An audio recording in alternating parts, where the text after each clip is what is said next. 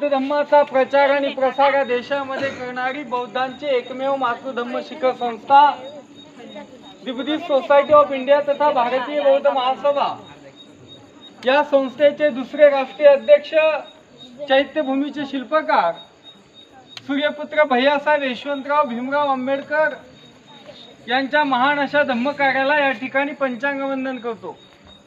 भारतीय बौद्ध महासभेच्या राष्ट्रीय संरक्षक ज्यांनी 45 वर्ष अखंड या भारतीय बौद्ध महासभेचं नेतृत्व केलं, त्या बाबासाहेबांच्या सुनबाई महाउपासिका मीराताई आंबेडकर यांच्या अश्वगतीने चाललेल्या धम्मकार्याला सुद्धा या ठिकाणी पंचांग वंदन करतो। या भारतीय बौद्ध महासभेचे राष्ट्रीय कार्याध्यक्ष बाबासाहेबांचे नातू, बहुजनांचे हृदय सम्राट आदरणीय श्रद्धेय बाळासाहेब तथा प्रकाशजी आंबेडकर यांच्या सुद्धा स्वाभिमानी राजकीय चळवळीला या ठिकाणी अभिवादन करतो। भारतीय बौद्ध महासभेचे राष्ट्रीय कार्याध्यक्ष बाबासाहेबांचे नातू श्रद्धेय डॉक्टर भीमराव यशवंतराव आंबेडकर साहेब यांच्या सुद्धा धम्मकार्याला या ठिकाणी पंचांग वंदन करतो। जामनेर तालुका भारतीय बौद्ध महासभेने आयोजित केलेल्या वर्षवास प्रवचन मालिकेचं 19वे पुष्प या खडकी धम्मनगरीमध्ये संपन्न झालेलं आहे। या कार्यक्रमाचे अध्यक्ष जामनेर तालुका भारतीय बौद्ध महासभेचे उपाध्यक्ष, संस्कार विभागाचे प्रमुख बौद्धाचार्य माणिकरावजी लोखंडे, ज्यांनी सुंदर असा विषय या ठिकाणी बाबासाहेबांचे क्रांती लढे हा विषय या ठिकाणी मांडला, ते आदरणीय गुरुजी जोरे गुरुजी। या कार्यक्रमासाठी आवर्जून उपस्थित असलेले जळगाव जिल्हा भारतीय बौद्ध महासभेचे उपाध्यक्ष आदरणीय वसंतदादा लोखंडे, तालुका शाखेचे उपाध्यक्ष आदरणीय युवराजजी सुरडकर गुरुजी, जे कार्यक्रम चालू झाल्यापासून तुम्हा आम्हा सर्वांचं शूटिंग करत आहे आणि धम्मक्रांती म्युझिक या यूट्यूब चॅनेलला हा कार्यक्रम लाईव्ह तुम्ही नंतर बघू शकता। या तालुका शाखेचे उपाध्यक्ष संरक्षण विभागाचे आदरणीय परमेश्वरजी जंजाळे गुरुजी, ज्यांनी या कार्यक्रमाचं सूत्रसंचालन केलं, ते आदरणीय दशरथदादा संध्यान। तद्वतच या तालुका शाखेचे कोषाध्यक्ष आदरणीय चंद्रकांत इंगळे गुरुजी, या तालुका शाखेचे हिशोब तपासणीत आणि फौजदार म्हणून PSI म्हणून जे सेवानिवृत्त झालेले आहेत आमचे धम्मबंधू आदरणीय दादासाहेब युवराजी आहेरे गुरुजी। तद्वतच तालुका शाखेचे सचिव आदरणीय भावगावजी तायडे गुरुजी, आदरणीय मावजींजी मगरे गुरुजी, महिला विभागाच्या ताई आदरणीय रंजनाताई ठाकरे, आमचे मार्गदर्शक आदरणीय वसंतजी बाबा सुरवाडे। तद्वतच बोदवड तालुक्याचे सरचिटणीस, ज्यांचा खूप मोठा आग्रह आम्हाला होता की खडकी या गावामध्ये गुरुजी तुम्ही गेलं पाहिजे, अशी वारंवार आम्हाला सूचना करणारे आमचे मित्र, ज्यांनी या ठिकाणी रमाई खूप सुंदर मांडण्याचा काम केलेलं आहे, ते आदरणीय सुरवाडे गुरुजी, प्रमोदजी सुरवाडे गुरुजी। तद्वतच तालुका शाखेचे संघटक रतनजी साळवे गुरुजी, चिंचोलीचे सदस्य ग्रामपंचायतचे संदीपजी साळवे गुरुजी। बंधूंनो, एवढी सगळी नावं घेऊन तुमचा वेळ का घेतला हाही प्रश्न तुमच्या मनामध्ये निर्माण झाला असेल, परंतु ही माणसं कोणत्या गावाहून आली, कोणत्या नावाची आहे, कशासाठी आली हेही तुम्हाला कळालं पाहिजे। भारतीय बौद्ध महासभा काय आहे हे सुद्धा तुम्हाला समजलं पाहिजे। ही संस्था कोणी स्थापन केली, का निवडणुका येत आहे म्हणून ही पांढऱ्या कपड्यावाली लोक आपल्या गावात आली आणि काहीतरी भुलवताय आपल्याला गाणे सांगून, बाबासाहेब सांगून, हा तसा काही प्रकार नाहीये। बाबासाहेब आंबेडकरांनी त्यांच्या तळहातीमध्ये अनेक सामाजिक, राजकीय, शैक्षणिक संस्था स्थापन केल्या, संघटना स्थापन केल्या। त्यापैकी एक महत्त्वाची संघटना बाबासाहेबांनी स्थापन केली, तिचं नाव आहे इंग्रजीत दी बुद्धिस्ट सोसायटी ऑफ इंडिया तथा भारतीय बौद्ध महासभा। परमपूज्य डॉक्टर बाबासाहेब आंबेडकरांनी बौद्ध धर्म स्वीकारला 1956ला, परंतु या संस्थेची स्थापना बाबासाहेबांनी 54ला केली, 2 वर्ष आधी केली। ज्या देशामध्ये आपण जेव्हा बौद्ध झालो, बाबासाहेबांनी नागपूरच्या नागभूमीमध्ये ज्या वेळेला बौद्ध धर्म स्वीकारला, त्या वेळेला आपण जुन्या धर्मातून नव्या धर्मामध्ये आलो। म्हणजे 56च्या आधी या देशामध्ये बौद्ध नव्हते असं काही नाहीये, या देशात बौद्ध होते, बौद्ध भिक्खू होते, बौद्ध धम्म प्रचार प्रसार करणाऱ्या संस्था संघटना सुद्धा इथे काम करत होत्या। महाबोधी सोसायटी नावाची एक बौद्ध संघटना संस्था या देशामध्ये काम करत होती आणि पूजनीय भदंत अनागरिक धम्मपाल त्या संस्थेचं काम पाहत होते। पण बाबासाहेबांनी ज्यावेळेला घोषणा केली येवल्याच्या मुक्तीभूमीमध्ये की हिंदू धर्मामध्ये माझा जन्म झाला, पण मी हिंदू धर्मामध्ये कदापि मरणार नाही. आणि त्याच्यानंतर 21 वर्षांनी बाबासाहेबांनी नागपूरच्या नागभूमीमध्ये बौद्ध धर्म स्वीकारला. 21 वर्ष बाबासाहेबांनी जगातल्या अनेक धर्मांचा अभ्यास केला आणि आम्हाला विज्ञानवादी, समतावादी बौद्ध धर्म दिला. हा बौद्ध धर्म काही बाबासाहेबांनी रात्यातून विचार केला आणि सकाळी तो विचार तुमच्या पुढे मांडला अशी गोष्ट नाहीये. ज्या महामानवाला या जगातला प्रकांड पंडित म्हणून ओळखलं जातं, सिम्बॉल ऑफ नॉलेज ज्याला म्हटलं जातं, त्या महामानवाने आम्हाला हा धम्म देण्यासाठी 21 वर्ष वाया घातलेली आहे. तेव्हा हा धम्म आम्हाला दिलेला आहे. बाबासाहेबांची धम्म स्वीकारण्याची चळवळ जेव्हा चालू झाली तेव्हा देवप्रियसिंह वाली नावाचे ग्रस्त या महाबोधी सोसायटीचे महासचिव होते. ते बाबासाहेबांकडे दिल्लीच्या राहत्या घरी गेले आणि बाबासाहेबांना त्यांनी सांगितलं की डॉक्टर साहेब, तुम्ही बौद्ध धम्म स्वीकारता आहे, तर तुम्ही तो बौद्ध धम्म स्वीकारण्यासाठी महाबोधी सोसायटीच्या अंतर्गत तो बौद्ध धम्म स्वीकारा आणि त्या ठिकाणी आमच्या संस्थेमार्फत तो कार्यक्रम संपन्न केला जाईल. पण बाबासाहेबांनी देवप्रियसिंह वालींची मागणी फेटाळून लावली आणि सांगितलं की मिस्टर वाली, मी बौद्ध धर्म स्वीकारेल, पण तो मी स्थापन केलेल्या संस्थेच्या माध्यमातून स्वीकारेल. आणि म्हणून बाबासाहेबांनी भारतीय बौद्ध महासभा स्थापन केली. म्हणून बाबासाहेबांच्या अनुयायी म्हणून तुमची आमची जबाबदारी आहे की आम्ही या भारतीय बौद्ध महासभेचे अनुयायी झालो पाहिजे, या भारतीय बौद्ध महासभेचे आम्ही सभासद झालो पाहिजे. पण 65 वर्ष झाली अजून आमच्या वाड्यामध्ये भारतीय बौद्ध महासभेचा बोर्ड शोधून सापडत नाही. म्हणून आपण भारतीय बौद्ध महासभा तुमच्या लक्षात यावी. ही लोक कोणत्या संघटनेचं काम करताय, कोणत्या पदावर ही लोक काम करताय, हे तुम्हाला कळलं पाहिजे. कारण बाबासाहेबांनी आम्हाला बौद्ध धर्म दिला, जो विचार दिला तो विचार एका दिवसात दिला आणि हे मी आधीही सांगितलं. बाबासाहेबांनी खूप मोठी जबाबदारी आमच्यावर दिली. नागपूरच्या नागभूमीमध्ये बाबासाहेबांनी धम्म स्वीकारताना चंद्रमणींनी त्याच्या परंपरेनुसार जी धम्म दीक्षा दिली त्याच्या पलीकडे जाऊन बाबासाहेबांनी जाहीरनामा आमच्यासाठी तो 22 प्रतिज्ञांचा जाहीरनामा दिला. या जी पुस्तिका ह्या मुलींना दिल्या गेली त्या पुस्तिकेमध्ये पहिल्याच पानावरती 22 प्रतिज्ञा आहे. त्या 22 प्रतिज्ञा आपण वाचल्या पाहिजे. 22 प्रतिज्ञेप्रमाणे आपण जगलो पाहिजे. जो 22 प्रतिज्ञेप्रमाणे जगेल तोच खरा आंबेडकरवादी आहे. नाही तर बाबासाहेबांचं तुमचं प्रेम हे फुकट वाया जाणार आहे असं मी म्हणेल. माझं म्हणणं तुम्हाला पटेल अगं ना पटेल, पण निश्चितपणे सांगेल गुरुजी की 22 प्रतिज्ञा जो अंगीकारेल तोच खरा बाबासाहेब आंबेडकरांचा अनुयायी. या ठिकाणी सांगितलं गेलं की युवराजजी मगरे गुरुजी ते भारतीय बौद्ध महासभेचे निष्ठावंत कार्यकर्ते आहेत. ज्या वेळेला मी या तालुक्याचा सरचिटणीस होतो तेव्हा ते सचिव होते आमच्या एका विभागाचे. पण बुद्ध धम्माचा एक नियम आडवा आला आणि गुरुजींना बौद्धाचार्य होताना आलं. बौद्ध भिक्खू संघामध्ये दीक्षित होताना प्रवचित होताना बुद्धाने नियम केलेला 2500 वर्षापूर्वी की तो प्रवचित होणारा अपंग असू नये आणि गुरुजींची धम्मदीक्षा रद्द झाली.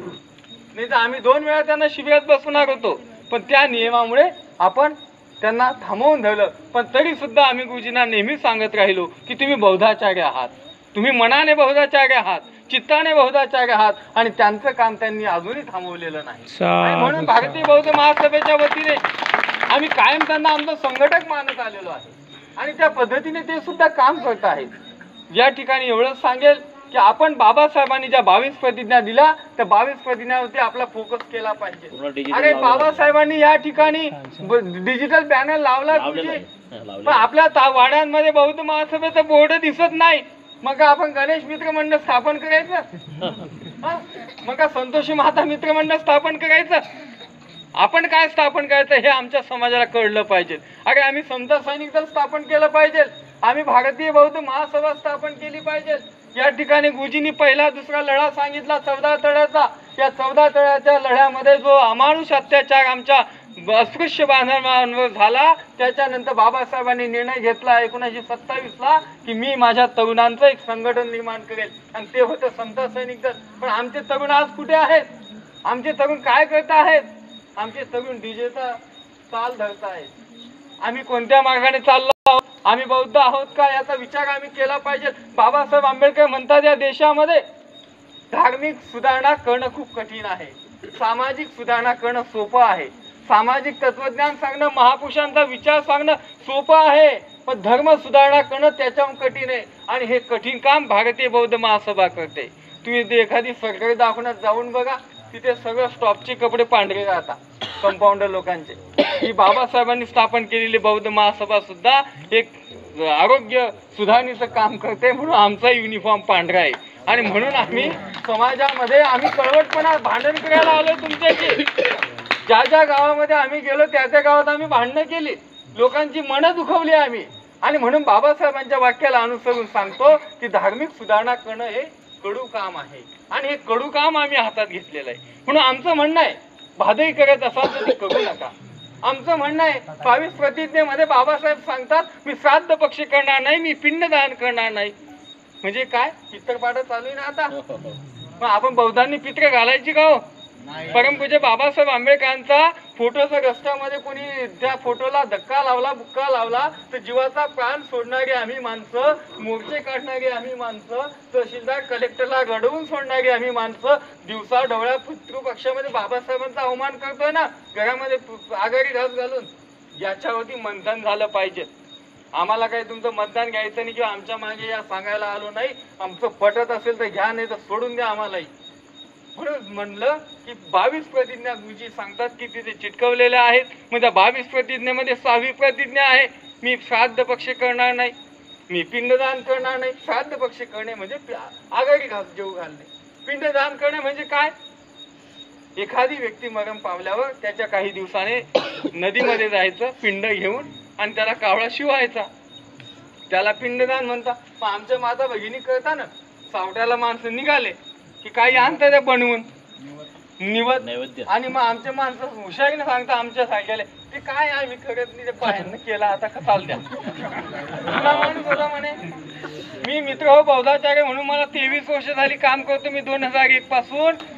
काही लोक ज्या वेळेला 2005-04ला मी फिरत होतो तालुक्यामध्ये तर लोक मला सांगायचे, सुशील कुमार जाऊ द्या, जुना माणूस होता आमचा बाप, करू द्या एवढ्या वेळेस, आता करू नये. अरे आता नवे बी जायला लागले तर तेच करू राहिले. 17, 18, 20 वर्षाचे तरुण मरताय तरी बी नैवेद्य दिला जातोय. मग आम्ही म्हणतो जुना माणूस होता, जुनं खोड गेलं तर करा बाबा जुन्या पद्धतीनं. पण आता हे नवं खोड गेलं ना, नव्या खोडाला बी तेच जुनं. माझं म्हणणं तुम्हाला वाईट वाटत असेल, माझ्या माता भगिनी तो वाटू द्या, पण बाबासाहेब आंबेडकरांचे आम्ही पुष्टमन आहोत. बाबासाहेबांनी जे लिहून ठेवलं ते आम्ही वाचतो. गुरुजींनी कागदावर लिहून आणलं, मी पाठ करून आलो किंवा माझ्या लक्षात जे ते तुमच्या पुढे मांडतोय. हे तुम्हाला आम्ही नाही सांगणार तर कोण सांगणार. आपण कुठली तरी भीती ठेवली पाहिजे ना. अहो आम्हाला एक दिवशी फोन आला सोयगाव तालुक्यातून, युट्यूबला सगळ्यांचं जे चॅनल आहे ते चॅनलला आमचा कार्यक्रम एका माणसाने पाहिला आणि जरंडीहून एका माणसाचा फोन आला की गुरुजी आमच्या सोयगाव तालुक्यामध्ये गणपती बसवला जातोय, त्या गावात तुम्ही प्रवचन करायला आहे. किती दुर्भाग्याची गोष्ट ही की बाबासाहेब आंबेडकर 22 प्रतिज्ञेत काय म्हणता. अरे 21 वर्ष बाबासाहेबांनी त्याग केला ना आमच्यासाठी, त्यांनी अनेक धर्माचा अभ्यास केला ना. बाबासाहेबांपेक्षा आम्ही हुशार आहे का? बाबासाहेबाला गणपतीतलं काही चांगलं दिसलं नाही का हो? बाबासाहेबांनी तो अभ्यासलाच नसेल का? मित्र, बाबासाहेबांना प्रेम करायचं असेल ना तर खऱ्या मनानं करूया. या ठिकाणी सांगितलं गेलं की बाबासाहेबांना ज्या माणसांच्या हाडामासामध्ये गुलामीची विणली होती त्या माणसांना सामाजिक समतेचं आयुष्य देणारा महामानव आम्ही त्याला म्हणतो. आणि आम्ही जर त्या महामानवाची अशी विचारांची हत्या करत असू तर मग आम्ही महापुरुषांच्या विचारांना पुढे नेणारे लोक आहोत की त्या विचारांना मारणारे लोक आहोत, याचा विचार आम्ही करायचा आहे. या देशामध्ये वेगवेगळे कायदे रोज बदलवले जात आहे. तुम्हा आमचं संविधान धोक्यामध्ये आलेलं आहे. अशा परिस्थितीमध्ये आम्ही जर संघटित राहिलो नाही, आम्ही जर चुकीच्या पद्धतीने वागत राहिलो ते कसं होईल. लग्न कार्यामध्ये अनेक चुकीच्या बाबी केल्या जातात. बौद्ध धम्म पद्धतीप्रमाणे लग्न लावलं जात नाही. पण हे यश आहे आमचं की अपयश आहे, याच्यावर आम्ही तुमच्यासाठी बोलण्यासाठी आलेलो आहे. या ठिकाणी एवढंच सांगेल की भारतीय बौद्ध महासभेच्या वतीनं 19 गावांमध्ये आजपर्यंत ही प्रवचनं झाली. त्या ठिकाणी आम्ही हेच सांगितलं की मायबापांनो, बाबासाहेब आंबेडकर म्हणतात पुस्तकं वाचनाने मस्तकं बदलतात आणि बदललेली मस्तकं ही कुणाची हस्तकं होत नाही. म्हणून आपण पुस्तक वाचलं पाहिजे. या ठिकाणी रंजनाताई ठाकरे आलेला आहे. आश्चर्य वाटत असेल एक महिला तुमच्या सोबत का आली. या ताई एक चांगलं काम करत आहे 3 महिन्यापासून. त्या बेटावत गावामध्ये ग्रंथ वाचन चालू केलेलं आहे. त्या ताई ग्रंथ वाचतात.